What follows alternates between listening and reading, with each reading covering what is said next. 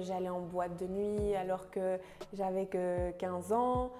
J'ai créé une fausse carte d'identité pour entrer en boîte. Je m'appelais dessus Sarah Londa, c'était même pas mon nom de famille. On buvait avec mes amis, on buvait de l'alcool jusqu'à être dans des états pas possibles, des space cakes qui te font voilà, tourner la tête, etc. Toutes les expériences possibles avec les garçons, enfin, c'était terrible avant, mais j'ai tout vécu avant mes 17 ans. Tout, ce serait beaucoup dire, mais j'ai vécu beaucoup de choses. Bonjour, je m'appelle Sarah, j'ai 23 ans et aujourd'hui je vais vous parler de mon témoignage. Alors il faut savoir que j'ai toujours été une enfant indépendante parce que je suis fille unique. Et j'ai fait mes primaires en Belgique. Et puis à la fin de mes primaires, mes parents m'ont dit que j'allais vivre au Congo. J'allais en vacances de temps en temps au Cameroun parce que je suis belgo-camerounaise. Mais voilà, j'avais jamais vécu en Afrique. Voilà. Je me suis facilement adaptée. J'ai fait 2 ans à Lubumbashi. Et puis après, j'ai fait 4 ans à Kinshasa. Et c'est plus à Kinshasa que j'ai vécu mon adolescence puisque j'ai fait mes 4 dernières années secondaires. Il faut savoir que j'étais justement une personne un peu solitaire, mais qui aimait parler avec plusieurs types de personnes. Donc, je n'étais pas vraiment dans un groupe d'amis à l'école. Vous pouvez savoir que dans des écoles, il y a souvent des groupes. Et donc, je m'entendais avec plusieurs types de personnes. Et j'étais aussi très influençable parce que j'étais très sociable comme personne. Donc, j'ai commencé à suivre les gens de ma classe. J'allais en boîte de nuit alors que j'avais que 15 ans. J'ai créé une fausse carte d'identité pour entrer en boîte. Je m'appelais dessus Sarah Londa, c'était même pas mon nom de famille. Et je me souviens que, je vous avoue que j'avais peur de l'utiliser, donc finalement je ne l'ai pas utilisé pour entrer. Et voilà, on buvait avec mes amis, on buvait de l'alcool jusqu'à être dans des états pas possibles, des space cakes qui te font voilà, tourner la tête, etc. Toutes les expériences possibles avec les garçons, enfin, c'était terrible avant, mais j'ai tout vécu avant mes 17 ans. Tout, ce serait beaucoup dire, mais j'ai vécu beaucoup de choses. Et finalement, le soir, quand je rentrais chez moi, je ressentais une profonde solitude. Ça veut dire que quand je sortais à l'extérieur, je m'amusais avec mes amis. J'étais cette amie faux-folle qui rentrait dans tous les délires, etc.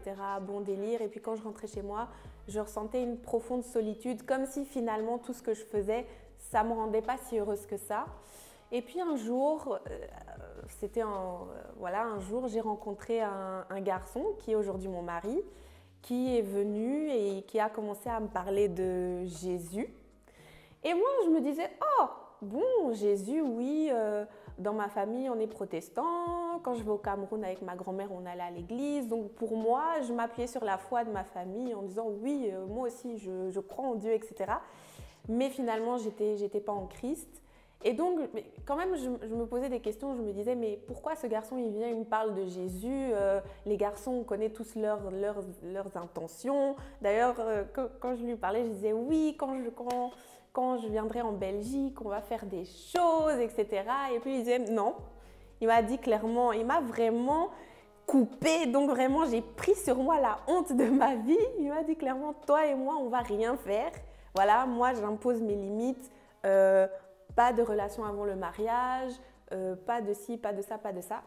Et moi, je me dis, mais en fait, j'ai ressenti du rejet parce que c'est quelque chose qui m'était jamais arrivé vraiment qu'un garçon me dise ça. Parce que généralement, pour moi, en fait, je pense aussi qu'on attire un peu ce qu'on est.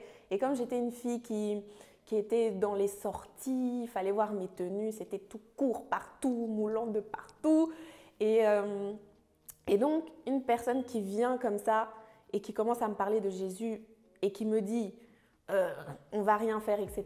Donc, il me respectait déjà plus que moi. Je me suis vraiment interpellée sur la relation. Et puis, en fait, finalement, il se met en moi, mais il continue à me parler. Mais moi, je continue à faire ma vie quand même de mon côté. Et il faut savoir qu'un jour, je me suis sentie tellement, en rentrant chez moi, je me suis sentie tellement seule et tellement vide que je me suis dit, bon, ce Jésus dont il me parle, on va essayer de voir qui il est. Parce que moi, ce que je recherchais, ce n'était pas prier comme les autres, c'était vraiment une relation, c'était vraiment ce Dieu, moi je veux le voir. Et je me suis mise à genoux, j'ai parlé au Seigneur, j'ai dit si tu es là, montre-moi que tu es avec moi, montre-moi que tu m'aimes, montre-moi que tu tiens à moi. Et je me souviens que j'avais même commencé à pleurer, je ne comprenais pas. En fait, mon âme était en train de se remplir, mais je ne comprenais pas pourquoi je pleurais en fait. Donc mon cerveau ne comprenait pas, mais mon âme comprenait. Et du coup, cette nuit-là, je me suis endormie et j'ai fait un rêve. J'ai rêvé, en fait, j'étais à Paradisio, ça s'appelait comme ça à l'époque en Belgique, maintenant c'est Paradisa. Et dans ce lieu, il y a un endroit où il y a des vols d'oiseaux. Et donc, j'étais assise là, toute seule, et il y a un monsieur qui arrive avec un aigle. Donc, il le tenait en main. Et il a dit, je vais lâcher cet aigle. Et quand cet aigle va se poser sur votre épaule, donc il va se poser sur quelqu'un, sur l'épaule de quelqu'un, ça veut dire qu'il est avec vous, ça veut dire qu'il a confiance en vous, etc. Donc dès qu'il a lâché l'aigle, l'aigle s'est posé sur mon épaule droite. Et puis là, je me suis réveillée en me disant, waouh, mais j'ai fait une prière cette nuit. Moi, il faut savoir que mes rêves, déjà, je m'en souvenais jamais, ou alors ce n'était pas des rêves aussi significatifs. Et puis après, c'est à ce moment-là que j'ai commencé à demander à mon mari maintenant, mais qu'est-ce qui s'est passé? Voilà, j'ai commencé à me poser des questions et je me souviens que j'étais même partie à l'église à Kinshasa, à la Compassion. C'est là que j'ai commencé avec Christ. Et d'ailleurs, la première fois que je suis allée avec une jupe très courte et on m'a mis au fond de la salle. On m'a vraiment dirigée au fond de la salle. Moi, je ne comprenais même pas pourquoi. Hein. Puis à la fin, on a dit non, il faut une bonne tenue pour aller à l'église. Ah oui, quand même, ok, d'accord. Et puis petit à petit, c'est là où j'ai commencé à vivre des choses, à comprendre, à prier, à demander pardon. Je me souviens que pour mon diplôme de dernière année, en 6e secondaire, à la fin de la diplomation, on devait aller sortir, on devait sortir.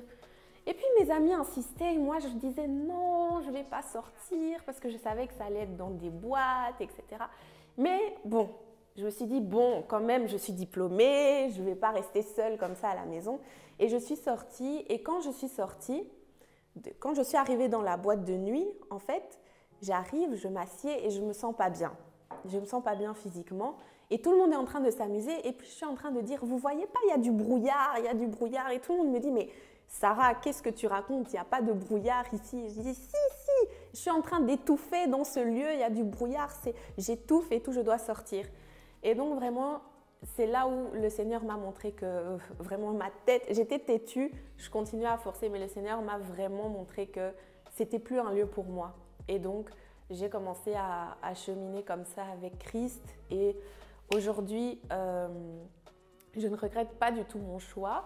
Ça m'a permis de régler des blessures internes que j'avais, des blessures dans mon cœur que je voulais combler par l'affection des autres. Par exemple, c'est ça que je recherchais en fait, qu'on m'aime. Mais finalement, l'amour de Christ m'a vraiment aidée à devenir celle que je suis aujourd'hui. Donc ça, c'était mon témoignage. Merci beaucoup.